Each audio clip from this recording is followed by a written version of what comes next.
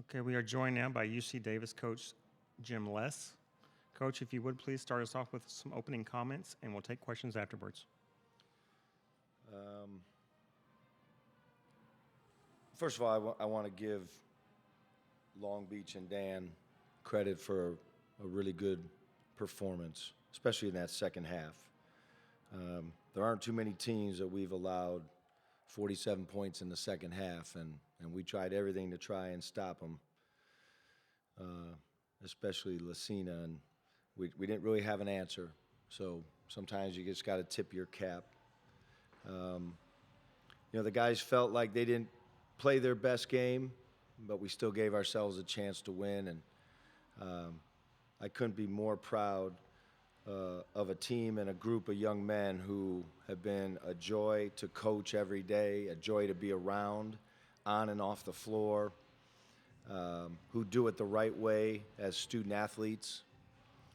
And they make this job the best job in the world. When I get to be around those guys every day, and our staff, we all feel that way.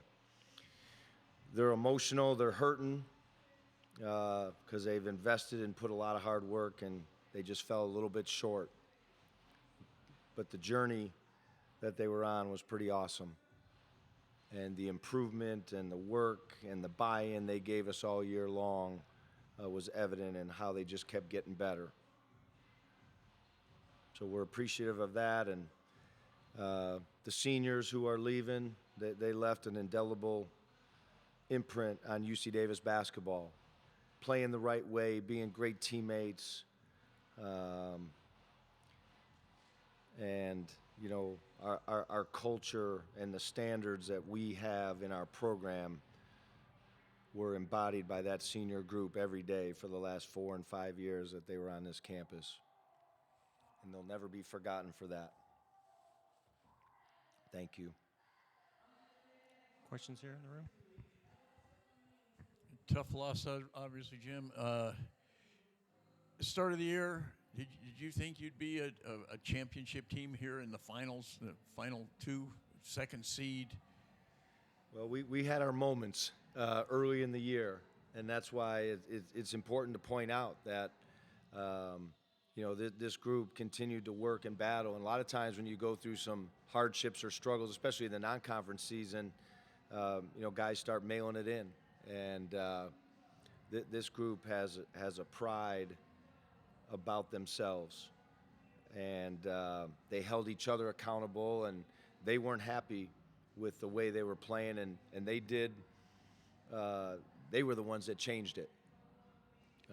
We just tried to guide them on the right path, but they held each other accountable.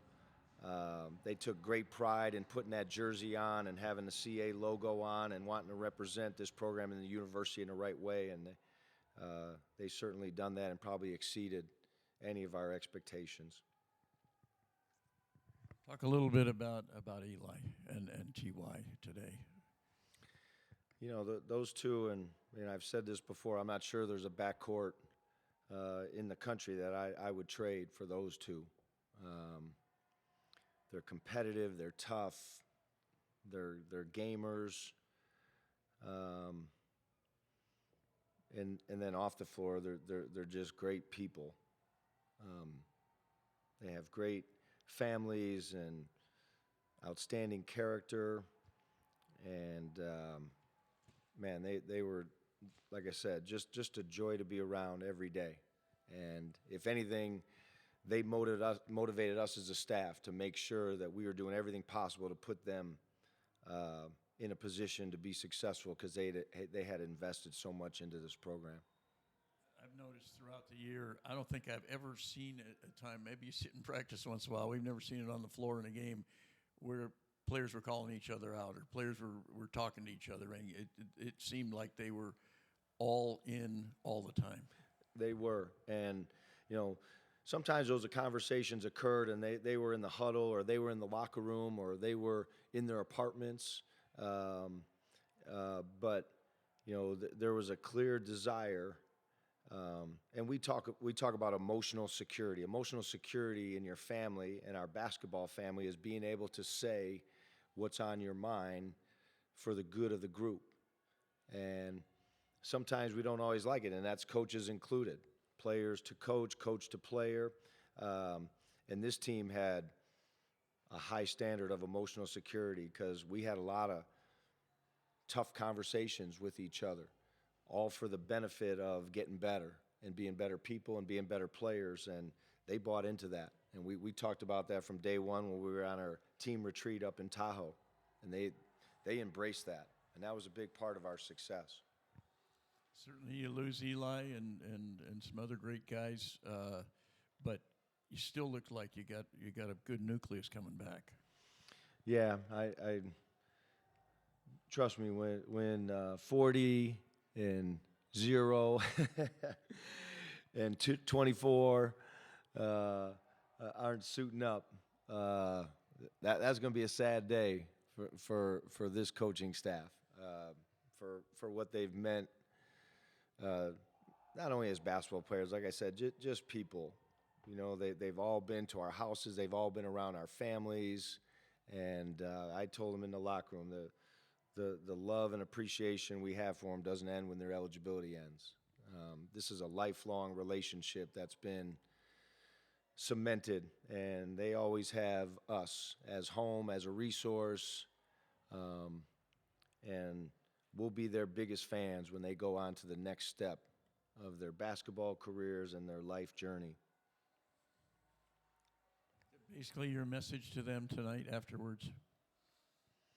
Just thank you. Thank you for all they gave us. Thank you for the types of young men that they were, how they represented this university, and you know, just so appreciative of the way they carry themselves in good times and in bad. And those are special young men in there that are hurting. They fell a little bit short of their goal, but